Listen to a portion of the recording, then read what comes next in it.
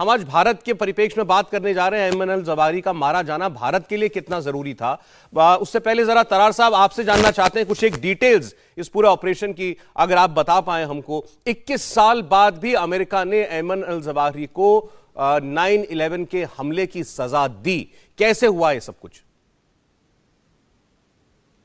जी गौरव, शुक्रिया बहुत बहुत। देखिए, आपने भी सुना है डायरेक्टली राष्ट्रपति बाइडेन से।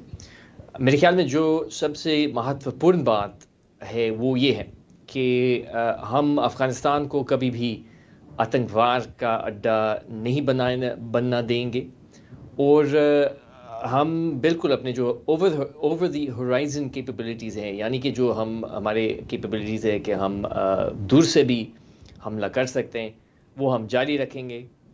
ये भी है कि हम समझते हैं कि ये एक इंसाफियत की बात है। ज़वाहिरी बिन लादेन का नंबर 2 था। उन्होंने एक नेतृत्व किरदार भूमिका लिया है 9/11 के ऑपरेशन में, और सिर्फ 9/11 नहीं बल्कि USS कोल का जो ख़िलाफ़ जो हमला हुआ है, और हमारे एम्बेसीज़ के भी ख़िलाफ़ अफ्रीका में उन्होंने एक सेंट्रल प्लानिंग का भूमिका किया। तो बिल्कुल हम समझते हैं कि ये एक इंसाफियत की बात है, और ये ऑपरेशन मुकम्मल हो चुका है। और ये भी इस बात पर मैं ज़ोर डालना चाहूँगा कि राष्ट्रपति बाइडेन ने जब उन्होंने ऑर्डर दिया तो उन्होंने कहा कि जितना भी हम कर सकते हैं ताकि कोई मासूम लोग ना अपने जान दें इस ऑपरेशन में, वो करें। और हम देख रहे हैं इस वक्त कि सिर्फ़ और सिर्फ ज़वाहिरी अपना जान दे चुके हैं, और कोई मासूम लोग नहीं गए इसमें। जी ठीक। अब सवाल यहां से ये उठता है कि ओसामा बिन लादेन भी मारा गया था आज से 10 साल पहले, 11 साल पहले। आज अल जवाहिरी मारा गया, लेकिन दुनिया से आतंकवाद खत्म हो गया ऐसा नहीं है। तो इनकी जो ये सोच है, एक अयमन अल जवाहिरी या ओसामा बिन लादेन के मारे जाने से ख़त्म नहीं होती है, ये फिर और उग जाते हैं और खड़े हो जाते हैं। मैं जानना चाहता हूं, एक बार जनरल बख्शी साहब भी हमारे साथ जुड़ गए। जनरल GD बख्शी, जनरल साहब आपका स्वागत है।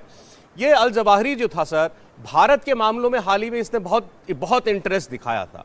जैसा हमने व्यूअर्स को भी बताया भी, धारा 370 कश्मीर से हटी, इसने कश्मीर में जिहाद का ऐलान किया। इसने ये कहा कि भारत के मुसलमानों को, कश्मीर के मुसलमानों का, भारत और बाकी भारत के मुसलमानों को कश्मीर के मुसलमानों का साथ देना चाहिए। कर्नाटक में हिजाब का विवाद हुआ, एक लड़की ने अल्लाह अकबर का नारा लगाया तो इसने उसकी तारीफ में कसीदे पढ़े और कहा कि भारत के मुसलमानों को अब सरकार को जवाब देना चाहिए। इसका एक अपना संगठन है जो इसने खास तौर पर इंडियन सब कॉन्टिनेंट के लिए बनाया, अल कायदा इन इंडियन सब कॉन्टिनेंट, और बताया जाता है कि उसमें 400 तक लड़ाके और भारत के लोग भी उसके अंदर शामिल हैं। तो इसकी सोच जिंदा है शायद भारत में भी। जनरल बख्शी। बिल्कुल, ये तो 9/11 का सबसे बड़ा सरगना है, मास्टरमाइंड है। कितने अटैक्स इसने दार इस्लाम और अमेरिकन एम्बेसीज पे वहाँ पे कराए हैं। सबसे सक्रिय ये डॉक्टर अयमान अल जवाहिरी, ये जो था आई सर्जन, ये पर्सनल फिजिशियन था ये ओसामा बिन लादेन का। अब ओसामा बिन लादेन को तो पाकिस्तान ने एक 3 मंजिला इमारत में रखा था एबटाबाद में, पाकिस्तान मिलिट्री एकेडमी काकुल से 800 मीटर की दूरी पे, मात्र 1 किलोमीटर भी नहीं, 800 मीटर की दूरी पे। लेकिन साहब आप जरा ये आलीशान इमारत तो देखिए, जहां अयमन अल जवाहिरी को रखा गया है, और कहा जा रहा है कि ये तो जो पाकिस्तान का, जो अफगानिस्तान का इंटीरियर मिनिस्टर है उसके घर में इसको रखा, और वहाँ पे उसका सन और सन इन लॉ मारा गया, ये भी बात बताई जा रही है। तो साहब ये तो स्टेट गेस्ट की तरह 5 स्टार कंफर्ट में रखा गया, जबकि तालिबान ने दुनिया भर को ये जो है ये कहा कि साहब हम जो है टेररिज्म को बिल्कुल सपोर्ट नहीं देंगे, we will have no truck with terror, कोई बेस, कोई जगह नहीं देंगे किसी टेररिस्ट ऑर्गेनाइजेशन को, हम इंक्लूसिव सरकार बनाएंगे, हम अफगान औरतों को उनका एजुकेशन का हक देंगे। हर चीज का उन्होंने शरेआम उल्लंघन किया। और ये जो बिल्डिंग की आप फोटोज देख रहे हैं साहब, ये तो आलीशान 5 स्टार होटल से बढ़ के एक आवास है वो हक्कानी का, जी हाँ। जो कि इंटीरियर मिनिस्टर है अफगानिस्तान का। अब साहब अगर अफगानिस्तान इस तरह से इसको वायलेट करेगा अपनी जो इंटरनेशनल कमिटमेंट्स, फिर तो साहब दुनिया को इकट्ठा होकर कुछ ना कुछ एक्शन लेना होगा।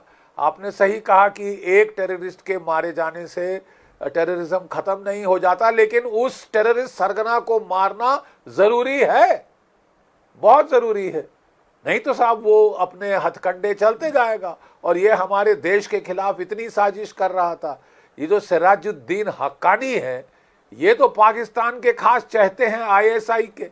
पिछले साल आईएसआई का जो चीफ था पाकिस्तान का, वो जनरल साहब बड़ी शान से काबुल गए थे इसको एंस्कोन कराने के लिए सिराजुद्दीन हक्कानी ब्रदर्स को, क्योंकि वो तो मोहरा है पाकिस्तान का।